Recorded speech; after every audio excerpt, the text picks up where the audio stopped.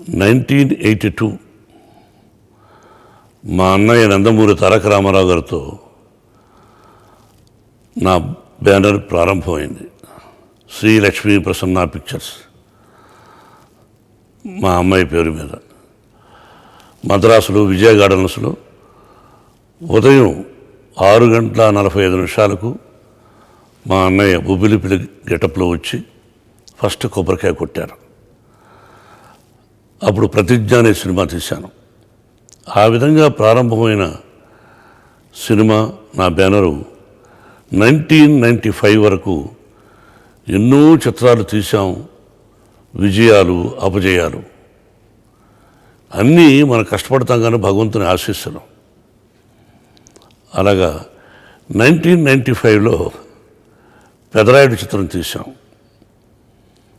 అంటే అదే సంవత్సరం 1995లో జూన్లో 15th రిలీజ్ అయింది. సినిమా పరిశ్రమ బిగినింగ్ అంటే అప్పటికి 60 సంవత్సరాల 50 సంవత్సరాలు అయిందో కానీ అన్ని సంవత్సరాల్లో పెదరాయుడు చేసినటువంటి కలెక్షన్స్ ఈ సినిమాలు లేవు. ఇది వాస్తవం. ఇది మీ అందరికీ తెలుసు. ఎన్నో సందర్భాల్లో మా గురువుగారు కానీ, నాగేశ్వరరావు గారు కానీ, అన్నయ్య రామారావు గారు కానీ చెప్పారు. ఫస్ట్ షో కూడా ప్రివ్యూ అన్నయ్యకి చూపించాను. అద్భుతం బ్రదర్, ఇది గొప్ప విజయాన్ని సాధిస్తుంది అని చెప్పారు. ఇదంతా దైవాధనమే. మరి ఆ సినిమా రైట్స్ అంటే వేరే తమిళ పిక్చర్ నాటామై అనే సినిమా తమిళ్లో ఘన విజయాన్ని సాధించింది. దాన్ని రజనీకాంత్ చూసి నాకు ఒకసారి ఫోన్ చేశాడు. ఏరా రమ్మన్నాడు ఇంటికి. అప్పుడు మెడ్రాస్లోనే ఉన్నాం. ఎందుకు రా అన్న? రారా అని చెప్తానన్నాడు. ఇంటికి వెళ్ళాను. అరే, నాటామై అనే సినిమా రిలీజ్ అయింది, గొప్ప విజయాన్ని సాధించింది. రైట్స్ ఆయన్ని నువ్వు మాట్లాడుకో కావాలంటే నేను ఆయనకు చెప్తాను ఈ రైట్స్ మాకు కావాలని, నువ్వు వెళ్ళి మాట్లాడుకో అన్నాడు. ముందు సినిమా చూడరా అన్నాడు. సినిమా చూశాను థియేటర్కి వెళ్ళి. అద్భుతంగా ఉంది. మళ్ళీ వాడి దగ్గరికి వచ్చాను. ఎరా బాగుందిరా, మరి ఏంటన్నా? నేను ఆల్రెడీ చెప్పాను రా, నువ్వు వెళ్ళి మాట్లాడన్నాడు. ఆర్బి చౌదరి గారు దాని నిర్మాత, ఆయన మార్వాడి అనుకుంటాను. ఐ డోంట్ నో, ఆయనకు తెలుగు తెలియదు. సార్ ఇలాగా చెప్పారండి, రజనీకాంత్ గారు చెప్పారు, ఇంకా ఆయన చెప్పిన తర్వాత ఏముంటుంది, రైట్స్ ఇస్తాను తీసుకోండి అన్నాడు. రేటు ఆయన ఒక రేటు చెప్పారు. ఏం సార్ ఏమైనా తగ్గిస్తారా? ఇంతకంటే మీరు కాబట్టి రజనీకాంత్ గారు చెప్పారు కాబట్టి ఇస్తున్నాను, లేకపోతే నేను ఇంకా ఎక్కువ చెప్పేవాడిని అన్నాడు. సరే, ఆ డబ్బు ఇచ్చి కొనుక్కున్నాం. కొనుక్కున్న తర్వాత గమ్మత్తు విషయం ఏంటంటే, రవిరాజ పెనిశెట్టి దర్శకుడు. వాడు నేను మంచి స్నేహితులం. మంచి దర్శకుడు రవిరాజ. వాడిని పిలిచి సినిమా చూడమన్నాను. థియేటర్కి వెళ్ళి సినిమా చూశాడు. అంతకుముందు రవిరాజ ఎం ధర్మరాజు ఎంఏ సినిమా తీశాడు అతను ఓన్ బ్యానర్లో. అలాగే నాకు ఒక సినిమా చేయాలి అతను, అందుకని ఏమయ్యా అని అడిగారు. వీళ్ళు చూశాడు. బాబు అంతా బాగానే ఉంది కానీ ఏదో డౌట్ ఉంది, నాకు ఒక 1 డే టైం ఇస్తావా అన్నాడు. ఎందుకు వాళ్ళ టైము? రజనీకాంత్ చూశాడు, నేను చూశాను, నువ్వు చూసావు, బాగుందంటున్నావు, మళ్ళీ డౌట్స్ అంటావు. డౌట్స్ ఏదో మార్చుకోవచ్చు కదా అన్నాను. అయినా 1 డే అడిగాడు.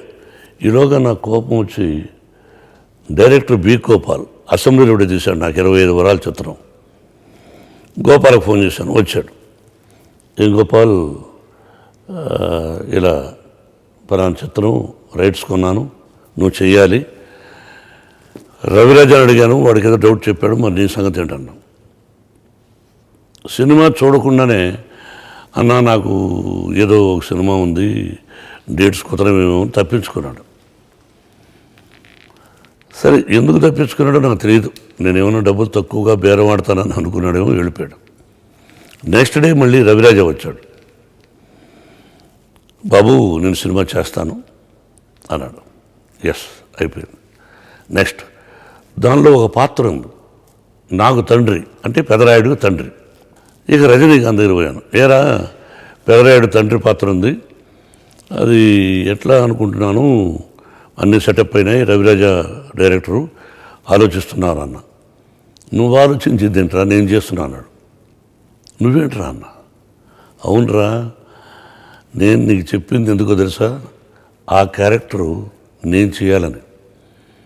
అద్భుతంగా ఉంటుంది. ఒరే అది గెస్ట్ వేషం రా, నాకు నువ్వు తండ్రి వేషం వేయడం ఏంట్రా అంటే, లేదరా నేను చేస్తాను అన్నాడు. వచ్చి రవిరాజకి చెప్పాను. ఆశ్చర్యపోయాడు.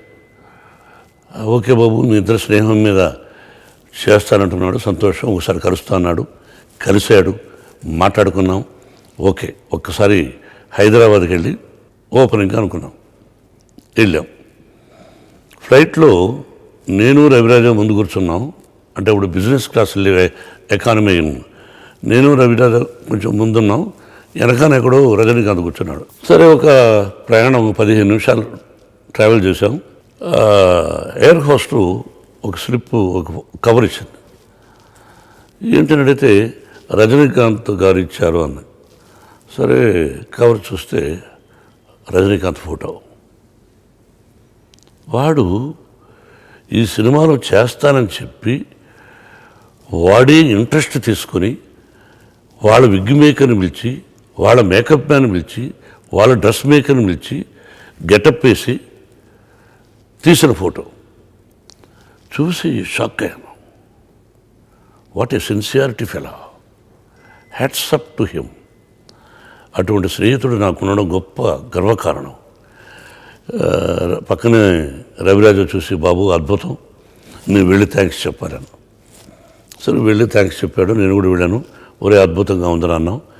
ఇక హైదరాబాద్ దిగిన తర్వాత ఆర్టిస్టులు ఎవరా అనుకొని భానుప్రియ, సౌందర్య, ఇక మిగతా ఆర్టిస్ట్ అందరినీ కన్ఫర్మ్ చేశాం. Next opening. టైటిల్ ఏంట్రా అన్న. పెదరాయుడు పెట్టు అన్నాడు. ఒరే ఎందుకురా, ఈ టైప్లో అంతకుముందు ఇది ఒక సినిమా వచ్చి ఆడలేదు, మళ్ళీ పెదరాయుడు ఏంట్రా అన్న. నువ్వు పెట్టరా, నువ్వు నా మాట వినన్నాడు. పెదరాయుడు టైటిల్. ఓపెనింగ్. మా అన్నయ్య ముఖ్యమంత్రి అప్పుడు. సరే, అన్నయ్య దగ్గరికి పోయి, అన్నయ్య ఇలా అని చెప్పాను. ఆల్ రైట్, వస్తున్నా ఉన్నారు. అది కృష్ణ ఓబ్రాయ్. అంతకుముందు దానికి ఎదురుగా హాలిడే అని ఉండేది. దానిలో ఓపెనింగ్. ఉదయం నాగేశ్వర గారు, రామారావు గారు, టి సుబ్రహ్మణ్యుడు గారు, మా గురువు గారు దాసనారాయణ గారు, ఇంకా ఎంతోమంది అతిరథ మహారథులు, సోదరుడు రాఘవేంద్రరావు అందరూ వచ్చారు. సరే, క్లాప్ కొట్టే క్లాపు. అక్కడ ఏమైందంటే అందరినీ రిసీవ్ చేసుకున్నాం. ఫస్ట్ షాట్లో రజనీకాంత్కి నేను మాల వేయాలి. కెమెరా సైడ్లో పెట్టారు. వాడు నేను ప్రొఫైల్లో ఉన్నాం. నేను వాడికి మాల వేయాలి అంటే తండ్రి కాబట్టి ఇద్దరం గెటప్లో ఉన్నాం. ఫ్లాష్ బ్యాక్ సీన్ అది. నేను గార్లెండ్ వేశాను, ఇంకా షార్ట్ కట్ చెప్పలా. గార్లెండ్ వేశాను, వేసిన సగం వేసుకున్న వెంటనే వాడు తీసిన మెడలో వేసి కాళ్ళకు దండం పెట్టాడు. ఐ హ్యావ్ దట్ ఫోటో, మీరు చూస్తారా. నేను అన్నయ్య క్లాప్. ఏమది మీ అభిమానం, మీ ప్రేమ మీ ఇద్దరికి అన్నాడు. లేదరా, నీ మంచి మనసుకు దండం పెట్టానురా, ఈ సినిమా గొప్ప విజయాన్ని సాధిస్తుందిరా అని అన్నాడు రజనీకాంత్. అలా ప్రారంభమైన చిత్రం రాజమండ్రిలో తీసాం. ఎక్కువ శాతం రాజమండ్రిలో నేను తీసిన ఈస్ట్ గోదావరి, నేను తీసిన సినిమాలన్నీ కూడా ఎక్కువ సక్సెస్ అండి అక్కడేనండి. ఎటువంటి మనుషులండి వాళ్ళు. వాళ్ళందరికీ చేతులెత్తి నమస్కరించాలి. ఎంత కోఆపరేషన్ కాదు, వాళ్ళ ఇళ్ళలో షూటింగ్ చేస్తున్నామని అడిగామనుకోండి, ఇస్తారు, డబ్బు తీసుకోలేదు. భోజనం ఒక 10 మందికో 20 మందికో అరేంజ్ చేస్తామనేవాళ్ళు. ఒకతనైతే అంతకుముందు ఆయన పేరు గుర్తులేదు, కానీ ఏమండి యూనిట్ అందరికీ భోజనం అరేంజ్ చేస్తాను. ఏమండి వ్యాపారం ఇది, ప్రతిరోజు 100 మందికి 200 మందికి మీరు ఫ్రీగా భోజనం పెట్టండి, మేమే అడుగుతాంలేండి 5-6 మందికి అని చెప్తే ఒక 10 మందికి ప్రతిరోజు భోజనం పెట్టేవాడు. ఏ ఇంటికి వెళ్ళి అడుగు, షూటింగ్ చేసుకోండి. అటువంటి కోఆపరేషన్ చేశారు ఆ ప్రజలు. జన్మలకు వాళ్ళ రుణం తీర్చుకోలేను. అలా ప్రారంభమై ఆ తర్వాత ఇక సినిమా అయిన తర్వాత రికార్డింగ్లు ఎన్నో చేశాం. ఒక సంఘటన జరిగింది. ఏంటంటే డబ్బు అంతకుముందు సక్సెస్లు తీసిన 1 or 2 ఫెయిల్యూర్ అయినాయి. డబ్బుకు టైట్గా ఉన్నాను. అది ఎలా తెలుసుకున్నాడో రజనీకాంత్, వాడు ట్రైన్లో వచ్చాడు రాజమండ్రికి. వాడు వచ్చాడు కదా, స్నేహితుడు కదా అని నేను వెళ్ళాను. అరే నువ్వెందుకు వచ్చావురా అన్నాడు. అరే స్నేహితుడు తప్పేముందిరా అన్నాను. లేదురా ఎందుకు వచ్చావు, డౌన్ కేకలేశాడు. సరే ఇద్దరు కారులో ఎక్కాం, హోటల్కి వెళ్ళాం. ఒరే ఇదిగోరా అన్నాడు. ఏమిట్రా అన్న. తీసుకురా ఓపెన్ చేయరా అన్నాడు. ఓపెన్ చేసి చూస్తే 45 lakhs ఉంది. ఇది 1995. ఏంట్రా అన్న.